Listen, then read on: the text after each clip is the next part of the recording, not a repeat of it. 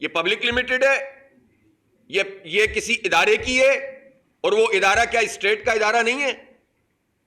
تو مطلب اس کو جب آپ اسٹیٹ اونڈ ایک ادارے کو اسٹیٹ اونڈ ایک کمپنی دینے کے لیے تیار ہیں ڈائریکٹلی یا انڈائریکٹلی، تو پھر آپ یہ بتائیں کہ آپ نے پرائیویٹائزیشن کیا کی ہے؟ ان سوالوں کا جواب کون دے گا؟ کون پوچھے گا ان لوگوں سے؟ دوسری طرف صورتحال یہ ہے کہ ابھی پچھلے دنوں آباد کے ذمہ داران نے پریس کانفرنس کی ہے، جس کاروبار کو انہیں تحفظ فراہم کرنا ہے اس کا حال یہ ہے کہ وہ پریس کانفرنس کر رہے ہیں کہ 5-5 کروڑ روپے کی بھتے کی پرچیاں آ رہی ہیں، اور پرچیاں ٹیلی فون نمبروں کے ساتھ آتی ہیں، کوئی پوچھنے والا نہیں ہے۔ پاکستان میں اس شہر کراچی میں پولیس بھی ہے، ادارے بھی ہیں، اس میں جو ہے وہ تمام حساس ادارے موجود ہیں۔ آپ کوئی اداروں کے خلاف بات کریں، آپ کو راتوں رات اٹھا لیا جاتا ہے، لیکن ان ڈاکوؤں کو، ان ڈکیتوں کو، اس سسٹم کو پکڑنے والا کوئی نہیں ہے، ان کو لگام دینے والا کوئی نہیں ہے۔ ہزاروں کی تعداد میں لوگ اپنا پیسہ باہر لے کر جا رہے ہیں۔ انڈسٹریلسٹ جو پچھلے نسل کے تھے انہوں نے بہت کچھ برداشت کر لیا اس شہر میں، لیکن جو ان کی نئی نسلیں ہیں وہ برداشت کرنے کے لیے تیار نہیں ہوتی ہیں۔ وہ جان ہتھیلی پہ رکھ کر یہ کاروبار اور یہ انڈسٹری چلانے کے لیے تیار نہیں ہے۔ انہیں تحفظ فراہم کرنا پڑے گا، انہیں امن دینا پڑے گا، انہیں پروٹیکشن دینی پڑے گی، اور یہ ہمارا ہزاروں ارب روپے کا سرمایہ سالانہ جو ہے وہ یہاں سے منتقل ہوتا چلا جا رہا ہے۔ ایک طرف ہمارا حکمران طبقہ ہمیں بہت سی نویدیں سنا رہا ہوتا ہے کہ اب منرلز کی ڈیل ہو گئی ہے، بڈنگ ہو رہی ہے گیس کی، پیٹرول آف شور نکلنا شروع ہو گیا ہے، اور اکانومی آگے بڑھ رہی ہے، اسٹاک مارکیٹ تیزی سے آگے بڑھ رہی ہے، سارے اشاریے ہمارے جو ہے وہ بہترین طریقے سے چل رہے ہیں۔ لیکن حقیقت یہ ہے کہ پاکستان کی اکانومی اس وقت گرو نہیں کر رہی، نیچے کی طرف جا رہی ہے، اور صورتحال یہ ہے کہ ابھی گیس کے حوالے سے بھی ایک بڈنگ ہوئی، کوئی انٹرنیشنل کمپنی نئی نہیں آئی، نہ کوئی امریکن کمپنی اس میں آئی، نہ کوئی نئی چائنیز کمپنی آئی۔ ایک ترکش کمپنی کو آپ نے، اس کا بھی 10% شیئر ہوگا جو پہلے سے بھی کام کر رہی تھی، اس کو آپ نے دیا ہے۔ ایک چائنا کی کمپنی پہلے سے کام کر رہی تھی، اس کو دیا ہے۔ باقی آپ نے ماڑی گیس کو سب کچھ دے دیا۔ اس کا مطلب یہ ہے کہ اس بڈنگ کے پروسیس کو بھی ٹھیک کرنے کے قابل نہیں ہیں آپ۔ تو جب یہ حکمران طبقہ کسی قابل نہیں ہے تو ان کو پرائیویٹائز نہ کر دیں، ان کی قیمت نہ لگائیں۔ لیکن مسئلہ یہ ہے کہ اگر صدر اور وزیر اعظم اور وزیر اعلیٰ، وزرائے اعلیٰ کی آکشن کیا گیا تو یہ تو پیسے مزید دینے پڑیں گے لینے کے بجائے، کون لینے کے لیے تیار ہوگا ان کو؟ تو یہ بدترین صورتحال ہے جس کا شکار انہوں نے پاکستانی قوم کو کیا ہوا ہے، اور جھوٹ بولتے ہیں، دھوکہ دیتے ہیں، فراڈ کرتے ہیں کہ ہم نے جان چھڑا لی۔ یعنی یہ کون سا طریقہ ہے کہ پہلے اداروں کو برباد کرو، تباہ کرو، کرپشن کرو، لوٹ مار کرو، جعلی بھرتیاں کرو، اور بعد میں کہو کہ ادارے تو تباہ ہو گئے لہذا ان کو بیچ دو؟ یہ بدترین گورننس ہے جس کا شکار پاکستان ہے، اور پاکستان کی ان پولیٹیکل پارٹیز میں جو آشیرواد لے کر آتی ہیں، ان میں یہ نہ ان کی صلاحیت ہے اور نہ یہ کر سکتے ہیں کہ یہ پاکستان کی معیشت ٹھیک کریں۔ پاکستان کے عوام کو ان سے جان چھڑانی ہوگی، اور مسئلہ یہ ہے کہ پاکستان کے عوام جب جان چھڑانے لگتے ہیں تو فارم 47 کے ذریعے سے ان کو دوبارہ مسلط کر دیا جاتا ہے۔ جمہوریت پہ سے جب لوگوں کا، عوام کا، نوجوانوں کا اعتماد اٹھ جائے گا تو پھر اس انارکی کو کون روکے گا؟ کب تک آپ کنٹرول کریں گے؟ کوئی بندوق جو ہے وہ کنٹرول نہیں کر سکتی کروڑوں لوگوں کو۔ یہ بفر گئے اور بغیر ڈائریکشن کے نکل گئے تو سب کچھ تلپٹ ہو جائے گا۔ اس لیے جیسا تیسا بھی یہ رہا سا نظام ہے، اس کا اعتماد قائم ہونا چاہیے۔ اسی لیے تو ہم مطالبہ کرتے ہیں کہ پاکستان میں جو انتخابات ہیں اس کا نظام شفاف ہونا چاہیے اور متناسب نمائندگی پر انتخاب ہونا چاہیے، جس کے نتیجے میں پارٹیوں کی پرفارمنس سامنے آئے، اور ایک دیہات کا آدمی ہے، کسی دور دراز علاقے کا فرد بھی جب ووٹ کاسٹ کرے، کوئی عورت ووٹ کاسٹ کرے تو اسے پتا ہو کہ میرا ووٹ بھی کاؤنٹ کیا جائے گا پاکستان میں۔ کسی ایک حلقے میں تو یہ ہوتا ہے کہ ایک آدمی نے 1 لاکھ ووٹ لیا، ایک نے 90,000 یا 99,000 ووٹ لیا، تو چند ووٹوں سے جیتنے والا جیت گیا، اور 99,000 ووٹ والے کی کوئی نمائندگی نہیں ہے۔ تو سسٹم جب متناسب نمائندگی کا ہوگا تو خود بخود 99,000 ووٹ بھی کاؤنٹ ہوں گے، اور اس کی ہر فرد کے ووٹ کی اہمیت ہوگی۔ دنیا میں کئی جگہ پہ یہ نظام چلتا ہے لیکن پاکستان میں نہیں چلا جاتا، اس لیے کہ الیکٹیبل کو خرید کر، جاگیرداروں کو خرید کر، وڈیروں کو خرید کر، دولت مندوں کو پارٹیوں میں گھس کر ٹکٹ دلوائے جاتے ہیں، ان کے بھتے وصول کیے جاتے ہیں اور ہم پر مسلط کیا جاتا ہے۔ لہٰذا پاکستانی قوم کو اس نظام کی تبدیلی کی تحریک کو آگے لے کر چلنا ہوگا۔ آپ نے دیکھا تھا اجتماع عام میں ہم نے سلوگن یہ رکھا ہے کہ اب چہرے نہیں بلکہ نظام کو بدلنے کی ضرورت ہے، اور اس کا پورا ہم نے لائحہ عمل طے کیا ہے اور وہ پروگرام میں کئی مرتبہ اناؤنس کر چکا ہوں۔ دوسری بات جو بہت اہم ہے وہ فلسطین کے حوالے سے۔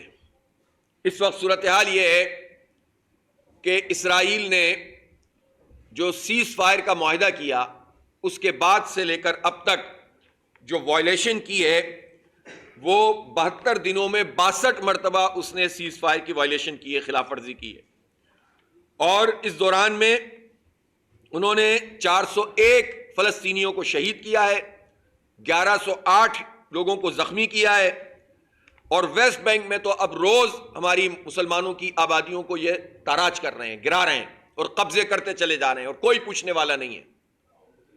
یہ جو انٹرنیشنل اسٹیبلائزیشن فورس کی بات کی جا رہی ہے، اس انٹرنیشنل اسٹیبلائزیشن فورس جو ہے اس کا تو مقصد ہی ٹرمپ کے نزدیک یہ ہے کہ وہ غزہ میں امن و امان کے نام پر حماس کو ڈسارم کرے، اور وہ اپنے اتحادی تلاش کر رہا ہے۔ ٹرمپ کوئی سننے کے لیے تیار نہیں ہے، لیکن پاکستان کے حکمران بچھے چلے جا رہے ہیں ٹرمپ کے آگے، اور ہماری فوج کو جس کا پرائیڈ یہ تھا کہ 73 کی عرب اسرائیل جنگ میں اور 67 کی جنگ میں پاکستان کے پائلٹ گئے اور کسی نے شام کی ایئر لائن کی طرف سے شریک ہو کر اور جارڈن کی طرف سے شریک ہو کر اسرائیلی جہازوں کو گرایا تھا۔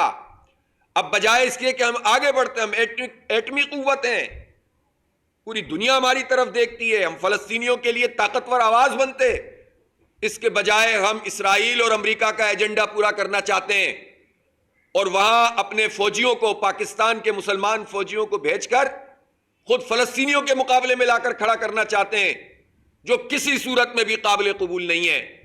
افواج پاکستان کو اپنی پوزیشن واضح کرنی چاہیے۔ کیا وہ تیار ہیں اس کے لیے جا کر وہ حماس کو ڈسارم کریں اور اسرائیل کو طاقت پہنچائیں؟ ایک طاقت ہے حماس جس نے اسرائیل جیسی طاقت کے سامنے استقامت کا مظاہرہ کیا ہے، آپ اس کو بھی ڈسارم کرنا چاہتے ہیں تاکہ جو چاہے اسرائیل کرتا رہے۔ وہ سیز فائر کی خلاف ورزی کر رہا ہے، اس نے 80,000 لوگوں کو شہید کر دیا ہے، اس نے 2 لاکھ سے زائد لوگوں کو زخمی کیا ہوا ہے، اس نے اسپتالوں کو برباد کیا ہے، اس نے تعلیمی اداروں کو تباہ کیا ہے۔ ابھی کل کرسمس کے موقع پر وہاں جو عیسائی موجود ہیں ان پر بمباری کی ہے۔ اب اندازہ لگائیے، کسی کو نہیں چھوڑتے یہ صہیونی۔ اور ایسی صورتحال میں ہماری فوج جائے گی اور امن کے نام پر خود فلسطینیوں کو مینج کرے گی، اور حماس والوں سے کہیں گے کہ آپ اپنا اسلحہ رکھ دیں اور اسرائیل جتنا چاہے آپ کو مارے، آپ آرام سے تماشا دیکھتے رہیں۔ یہ نہیں ہوگا اور یہ نہیں ہونا چاہیے۔ اس میں آرمی چیف اور فیلڈ مارشل صاحب کو بھی اپنی پوزیشن قوم کے سامنے بیان کرنی چاہیے۔ ہمیں ایسے کسی ایجنڈے کا حصہ نہیں بننا ہے کہ جس کے نتیجے میں ٹرمپ کی خوشنودی حاصل ہو جائے، اقتدار کو تو دوام مل جائے، لیکن پاکستان کی فوج اور پاکستانی قوم کا وقار تباہ ہو جائے۔ ہماری ایک ہی پالیسی ہے، ہم اسرائیل کو تسلیم نہیں کر سکتے۔ ہماری ایک ہی پالیسی ہے کہ قائد اعظم نے کہا تھا کہ ہم اس کو کبھی تسلیم نہیں کریں گے۔ ہم نے ہمیشہ اپنے پاسپورٹ میں یہ لکھا ہے کہ یہ پاسپورٹ اسرائیل کے علاوہ سب جگہ کے لیے ویلڈ ہے، کیونکہ ہم اسرائیل کو اسٹیٹ نہیں مانتے۔ ہماری تاریخ ہے کہ ہم نے پاکستان بننے سے پہلے اس تحریک کے دوران فلسطینیوں کی ریاست کی تحریک کی بات کی ہے۔ پوری پاکستانی قوم کا کنسنسس ہے اس پر کہ ہم فلسطین کی ریاست کو مانتے ہیں، اسرائیل کی ریاست کو نہیں مانتے۔ اس طرح کے جو عمل کرنے ہیں اس کے نتیجے میں پاکستان کا یہ موقف کمزور ہوگا، اور پاکستان کو اس قرارداد کی حمایت نہیں کرنی چاہیے تھی جس میں چائنا اور رشیا تک نے ایبسٹین کیا تھا، لیکن انہوں نے اس کی حمایت کی تھی جو ٹرمپ کی قرارداد تھی۔ اس ٹرمپ نے ہمیں دیا کیا ہے اب تک؟ ثالثی کا وعدہ کیا، کہاں ہے ثالثی؟ جنگ بندی کی بات کی تھی، جنگ بندی میں کہ وہ اس وقت کودا تھا جب انڈیا پٹ رہا تھا، جب تک انڈیا اٹیک کر رہا تھا اور پاکستان کو نقصان ہو رہا تھا تو ٹرمپ نے تو کچھ نہیں کیا تھا۔ ٹرمپ جس جنگ بندی کی گلف میں بات کرتا ہے، اسی پریس بریفنگ میں جس میں شہباز شریف صاحب انہیں سلوٹ فرما رہے تھے اور پوری قوم کا وقار تباہ کر رہے تھے، اسی میں ٹرمپ نے یہ بات کہی تھی کہ نیتن یاہو نے مجھ سے وہ اسلحہ لیا جو مجھے نہیں معلوم، اور اس نے اس کا بہترین استعمال کیا۔ وہ بہترین استعمال یہ تھا کہ ہمارے بچوں کو شہید کیا تھا، وہ بہترین استعمال اس کے نزدیک یہ تھا کہ ہماری عورتوں کو شہید کیا تھا، ہمارے ہیلتھ ورکرز کو شہید کیا تھا۔ تو ایسی صورتحال میں ہم استعمار کا ایجنڈا پورا کریں، یہ نہیں ہو سکتا۔ اور ویسے بھی میں پاکستان کے حکمرانوں کو یہ بات بتانا چاہتا ہوں کہ امریکہ ڈھلان پر ہے، اس سے مروب ہونا چھوڑ دو، اس کی طرف نگاہیں کرنا چھوڑ دو، ایک بیلنس پیدا کرو، ایک وقار پیدا کرو اپنی خارجہ پالیسی میں۔ آپ چائنا کی کاز پر امریکہ کو خوش کر کے پاکستان کے لیے اچھا نہیں کر رہے، آپ کو ایک زبردست طریقے سے قومی وقار کا خیال رکھنا پڑے گا، ورنہ آگے کے حالات میں پاکستان کے لیے دشواریاں بڑھتی چلی جائیں گی۔ لہٰذا میں پھر کہنا چاہتا ہوں کہ ہمیں آئی ایس ایف کا حصہ کسی صورت میں بھی نہیں بننا چاہیے، اور یہ پوری قوم کی طرف سے ہم اس کی ترجمانی کر رہے ہیں، اور میں چاہتا ہوں کہ لوگ اس پر لکھیں، بولیں، سوشل میڈیا کے ذریعے سے اپنی رائے کا اظہار کریں تاکہ حکمران ایسی کام کرنے سے رکیں۔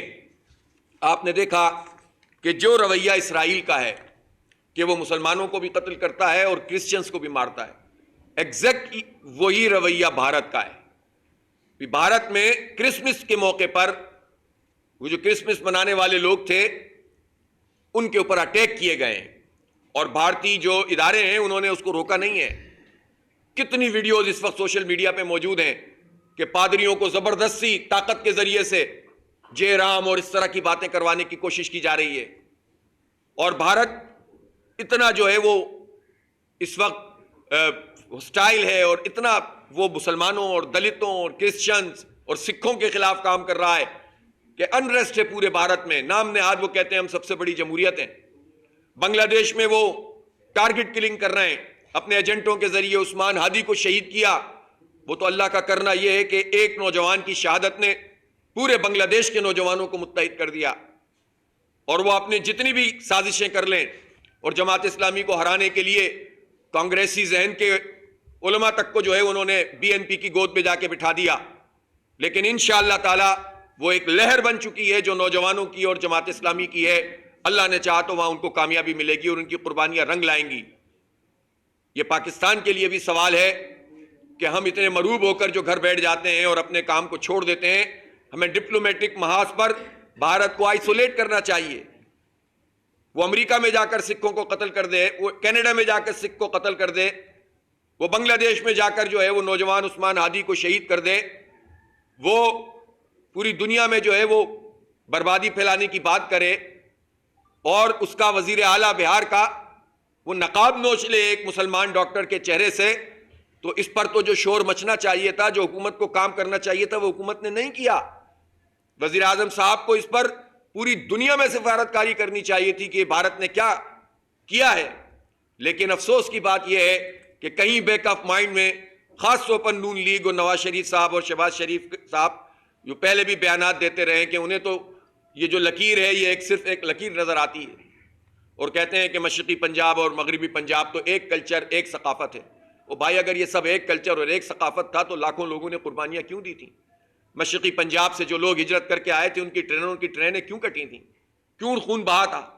یہ نظریہ تو ہوتا ہے جو میں اٹھا کر کھڑا کر دیتا ہے، ورنہ تو کوئی تو راجہ داہر کے ساتھ چل رہا ہے، کوئی اپنی پرانی ثقافت کے ساتھ چل رہا ہے، کوئی بولی بول رہا ہے، کوئی بولی بول رہا ہے۔ یہ نظریہ ہے، یہ عقیدہ ہے جس کی وجہ سے یہ پاکستان بنا ہے، اور یہ عقیدہ ہی ہم سب کو جوڑ سکتا ہے۔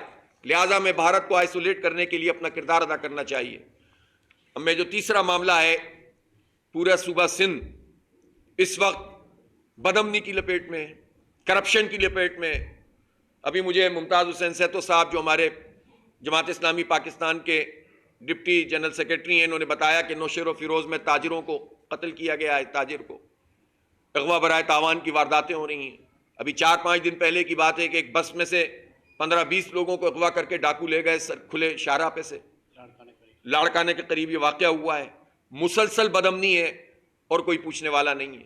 کچے کے ڈاکو اور پکے کے ڈاکو مل کر سندھ کا بیڑا غرق کر رہے ہیں، لوگوں کو نان ایشوز میں الجھایا جاتا ہے، تعصبات کو پھیلایا جاتا ہے، اور جو کرنے کا کام ہے وہ کرنے کے بجائے مزید بربادی کی جا رہی ہے۔ خود شہر کراچی میں اس سال میں جو واقعات ہوئے ہیں، حادثات ہوئے ہیں، وہ پچھلے سال کے مقابلے میں مزید بڑھ گئے ہیں۔ کوئی ٹینکر، کوئی جو ہے وہ ڈمپر اور کوئی اسی طرح کی جو ہے ہیوی مشینری لوگوں کو کچل دیتی ہے، نوجوانوں کو برباد کر دیتی ہے، پورے گھرانے کے گھرانے اجڑ جاتے ہیں، گٹر میں لوگ گر رہے ہیں، سارے اداروں پہ قبضہ کیا ہوا ہے. اور اس پورے قبضے میں ایم کیو ایم ہمیشہ پیپلز پارٹی کی جونیئر پارٹنر رہی ہے اور مل کر یہ کراچی کا بیڑا غرق کرتے رہے. 1990 کی دہائی سے لے کر اب تک جتنے کراچی کے ادارے تھے، شہری ادارے تھے، ان سب پر اتھارٹیز بنا کے انہوں نے قبضہ کیا اور ایم کیو ایم اس میں شریک جرم رہی. اور یہ بھی ایک تاریخی حقیقت ہے کہ ایک نسبتاً بہتر نظام جو مشرف صاحب کے زمانے میں آیا تھا، جس نے ڈیلیور کیا تھا، اس نظام میں بھی جب وہ لایا گیا تھا تو ایم کیو ایم نے اس پر اعتراض کیا تھا اور یہ کہا تھا کہ یہ تو کراچی کو اسلام آباد کے حوالے کر دیا جائے گا، اور انہوں نے اس کی مخالفت کی تھی اور اس مخالفت کی بنیاد پر بائیکاٹ کیا تھا. آج یہ بات کرتے ہیں کہ اختیار ملنا چاہیے اور ہم نے یہ ترمیم جمع کرا دی اور وہ ترمیم جمع کرا دیے. ہر حکومت کا حصہ بنتے ہیں، ہر جگہ پر ووٹ ڈالتے ہیں، ہارس ٹریڈنگ کا شکار ہوتے ہیں اور سارے ادارے بیچ کر یہ سب دونوں مل کر کھا گئے اور بیڑا غرق کر دیا انہوں نے اس شہر کراچی کے 3.5 کروڑ عوام کا. یہ گنتی بھی پوری نہیں کروا سکے اور ظاہر ہے کہ اب یہ ایک نان اینٹیٹی ہے ایم کیو ایم. یہ تو فارم 47 کے ذریعے سے ان کو مسلط کر دیا گیا ہے پورے کراچی میں، اور حیدرآباد بھی ملا لیں تو لاکھ ووٹ نہیں پڑے ان کو، اور ایک پولنگ اسٹیشن یا ایک پولنگ بوتھ بھی نہیں جیت سکے. لیکن چونکہ پسندیدہ پارٹی ہیں اس لیے لا کر بٹھا دیا گیا ہے. 22 قومی اسمبلی کی سیٹیں کراچی سے تھیں، جس میں سے 15 ایم کیو ایم کو دے دیں، جو 7 بچ گئی تھیں وہ پیپلز پارٹی کو دے دیں. عوام کا نہ پیپلز پارٹی سے تعلق تھا نہ جو ہے وہ ایم کیو ایم سے تعلق تھا. جب ہماری اسٹیبلشمنٹ چوروں اور ڈاکوؤں سے خوش رہتی ہے تو حالات کیسے بہتر ہوں گے؟ میئر جماعت اسلامی کا بننا تھا، پہلے سیٹیں چھینتے رہے، پھر اس کے بعد بندے اٹھا لیے یا ان کو خرید لیا جو پی ٹی آئی کے لوگ تھے، اور میئر پیپلز پارٹی کا بن گیا. تو جب اسٹیبلشمنٹ خوش رہتی ہے اس سسٹم سے تو پھر وہ کیسے سسٹم کے خلاف بات کر سکتے ہیں؟ جس سسٹم کے خلاف آرمی چیف صاحب نے بات کی تھی اس کو لے آ کے اسلام آباد میں بٹھا دیا، سب سے ٹاپ پوزیشن دے دی ہے. تو کیسے قبضے ختم ہو سکتے ہیں؟ لوگوں کے گھروں پہ قبضے ہو رہے ہیں، جعلی کاغذات بن رہے ہیں. ایک جو کالی بھیڑیں ہیں وکلا کی، ان کا ایک نیٹ ورک بن گیا ہے، وہ اور ریونیو ڈپارٹمنٹ اور یہ سب مل کر لوگوں کے گھروں پر کے جعلی کاغذات بناتے ہیں اور قبضے کرنا شروع کر رہے ہیں اور کوئی پوچھنے والا نہیں ہے. تو میں پوچھنا چاہتا ہوں یہ ادارے کیا کر رہے ہیں؟ پولیس کیا کر رہی ہے؟ حساس ادارے کیا کر رہے ہیں؟ ساری رپورٹیں آپ کے پاس ہوتی ہیں اور پھر بھی یہ سسٹم طاقتور ہو رہا ہے. تو پھر ہم کیا سمجھیں کہ سب مل کر رہے ہیں یہ کام؟ تو یہ منی پاکستان جو پاکستان کا معیشت کا ہب ہے، جو 54% ایکسپورٹ کر رہا ہے، جو 67% ریونیو جنریٹ کر رہا ہے، جو صوبہ سندھ کا 98% ریونیو جنریٹ کر رہا ہے، جو ٹیکس دیتا ہے 42% انکم ٹیکس کراچی سے اور باقی پورے ملک سے ہوتا ہے. یہ تمام لسانی اور قومی اور مذہبی اکائیاں یہاں پر موجود ہوتی ہیں، سب لوگ یہاں رہتے ہیں اور بستے ہیں. اس شہر کا بیڑا غرق اگر یہ سب لوگ کر رہے ہیں تو جن لوگوں نے میئر کا راستہ روکا اور جن لوگوں نے جعلی میئر کو، قبضہ میئر کو آنے دیا، سوال تو اصل میں ان سے بنتا ہے. یہ جو ای چالان کیے چلے جا رہے ہیں، 5,000 روپے سے لے کر 25,000 روپے کا ای چالان ایک موٹر سائیکل پر کیا جا رہا ہے. اسی طرح سے بڑی گاڑیوں کے اوپر 1 لاکھ روپے تک کا چالان ہے. دنیا میں کہیں اس طرح سے ہوتا ہے؟ سڑکیں بناؤ نہیں، آپ نے اتنے لوگ جو ہیں وہ لوٹ مار کرتے ہوئے جو ڈاکو ہوتے ہیں وہ ہلاک کر دیتے ہیں. آپ نے سیف سٹی پروجیکٹ کا 15-20 سال ہو گئے، 15 سال کم از کم، کہاں ہے وہ سیف سٹی پروجیکٹ؟ اس کے کیمرے کہاں ہیں؟ لیکن ای چالان کے لیے سارے کیمرے ایکٹیو ہو جاتے ہیں. اور سندھ کی اس بدترین پرفارمنس کو دیکھتے ہوئے پنجاب نے بھی یہ کام شروع کر دیا، وہاں بھی نوجوانوں کا بیڑا غرق کیا جا رہا ہے، بھاری بھاری چالان جو ہے وہ پیش کیے جا رہے ہیں. ہم چالان کے خلاف نہیں ہیں، لیکن یہ کون سا طریقہ ہے؟ سڑک نہیں دو، سہولت نہیں دو، ٹرانسپورٹ نہیں دو. جس شہر کو 15,000 بسوں کی ضرورت ہے وہاں صرف 400 بسیں یہ 17 سال میں لائیں، اور 400 میں سے بھی BRT کی ہوں گی 100-150 تو یہ بدترین پرفارمنس ہے. میں پنجاب کے حوالے سے بھی حقائق انشاءاللہ جلد لاہور میں پریس کانفرنس کر کے بتاؤں گا. یہ جو دور کے ڈھول سہانے ہوتے ہیں نا کہ بہت کام ہو رہا ہے، بھائی کمپیریزن سندھ سے کرو گے تو آپ کو کام اچھا لگے گا. کمپیریزن آپ کی آمدنی سے ہونا چاہیے. جتنا فنڈ پنجاب کے پاس آتا ہے، جتنا ترقیاتی فنڈ پچھلے 20-25 سال میں پنجاب کو ملا ہے، اس کے حوالے سے تو پنجاب میں بڑے بڑے شہروں میں سب ویز ہونی چاہیے تھیں. یہ تو ہم پوچھیں گے وہاں کی وزیر اعلیٰ سے بھی اور وزیر اعظم صاحب سے بھی کہ انہوں نے پنجاب میں اصل میں کتنا پیسہ لگایا ہے اور باقی پیسہ کہاں گیا. لیکن وہاں کی بات تو وہاں کریں گے. ہم تو سندھ میں دیکھتے ہیں یہاں تو نہ لگتا ہے، یہاں تو 71-72% کرپشن ہے ایک ٹھیکے میں. ایسا ہی ہے سیف بھائی؟ اس سے بھی زیادہ ہی ہے. یعنی ایک کام اگر آپ 1 کروڑ روپے کا کرتے ہیں تو 71-72 لاکھ روپے آپ کو اوپر سے لے کر نیچے تک دینا پڑتا ہے. کرپشن کے اس لیول پر یہ لوگ موجود ہیں اور ان کی سرپرستی اسٹیبلشمنٹ کر رہی ہے. پیپلز پارٹی A+ ٹیم ہے اسٹیبلشمنٹ کی, اور MQM تو خیر اس کے لیے تو سارے نمبر ہی ختم ہو گئے. وہ تو بٹن دبتا ہے, اٹھ جاؤ اٹھ جاتے ہیں, بیٹھ جاؤ بیٹھ جاتے ہیں, اس لیے کہ نہ ان کا کوئی مینڈیٹ ہے نہ ان کو کسی نے ووٹ ڈالا ہے. ایک پولنگ بوتھ بھی وہ نہیں جیت سکیں. اس صورتحال میں تنہا تو نہیں چھوڑا جا سکتا لوگوں کو. جماعت اسلامی کراچی میں الحمدللہ ایکٹیو ہے. ہم احتجاج کریں تو تکلیف ہوتی ہے, ہم بینر لگائیں تو تکلیف ہوتی ہے. اور اب اس وقت شہر میں ایک خاندان کے پورے بینر لگے ہوئے, پیدا ہونے والے بچوں کے بھی تصویریں لگا دیتے ہیں ماشاءاللہ. اسی لیے پریشانی ہوتی ہے بعض لوگوں کے کہ ان کی الگ تصویر نہیں لگ پاتی, جماعت اسلامی میں تو لگ جاتی ہے. وہ تو خاندان کے بغیر چل نہیں سکتے, وہ تو غلام ابن غلام ہوتے ہیں. 40 سال تک آپ ورکر رہے پارٹی کے, لیکن آپ غلام ہوں گے. اور زرداری خاندان اور نواز شریف خاندان میں پیدا ہونے والا بچہ آقا ہوتا ہے. یہ تو پارٹیاں ہیں ان کی. تو یہ ایک فرسٹریشن ہے اپنی پارٹی کی جو یہ جماعت اسلامی پر نکالتے ہیں, پریشانی میں مبتلا ہو جاتے ہیں. تو بہرحال جد و جہد کو جاری بھی رکھیں گے. آنے والے دنوں میں ہم نے پلان کیا ہے, ہم نے زی کنیکٹ پروگرام شروع کیا ہے. نوجوانوں کو ایڈریس کر رہے ہیں, ان کو پڑھائیں گے, ان کو لکھائیں گے, ان کو اسپورٹس میں آگے بڑھائیں گے انشاءاللہ. اور اللہ نے چاہا تو ہم سب کی ترجمانی کرتے ہوئے آگے بڑھیں گے انشاءاللہ. اگلے 11 بجے منیم ظفر بھائی آپ کو کراچی میں آنے والے حالات کے بارے میں بتائیں گے کہ کیا کیا ایکٹیویٹی کرنی ہے. بہت شکریہ.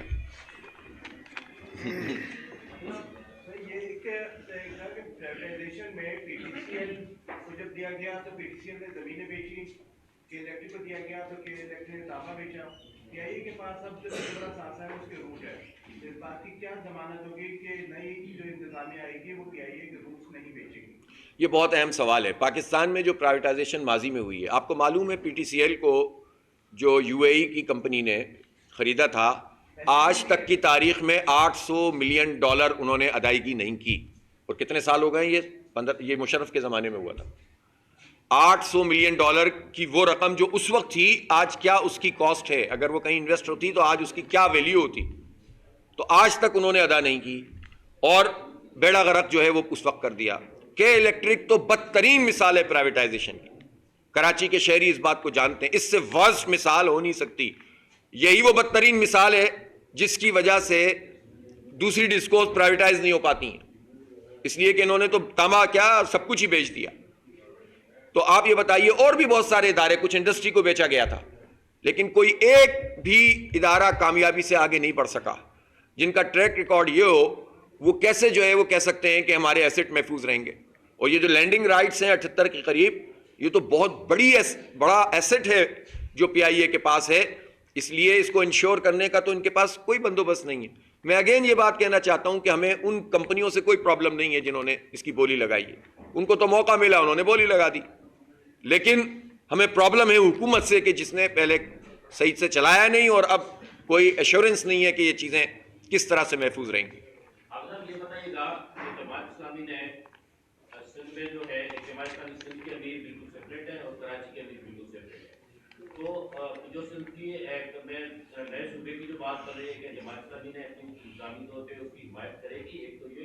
دوسرا کچھ دن پہلے اجرت کی نمبر پلیٹ کا ایشو ہوا تھا جس پہ سندھ کے لوگوں نے بہت زیادہ رجسٹر کیا تھا. تو یہ واضح کریں گے کہ وہ جماعت اسلامی اس پہ کیا سندھ کے لوگوں کے لیے. صوبے کی جہاں تک بات ہے, ہمارا پہلا موقف تو یہ ہے کہ جو لوکل باڈیز ہیں ان کی امپاورمنٹ ہونی چاہیے. شہری حکومتوں کو آئین کے مطابق اگر مالیاتی, سیاسی, انتظامی اختیار مل جائیں تو یہ بحث ہی ختم ہو جاتی ہے.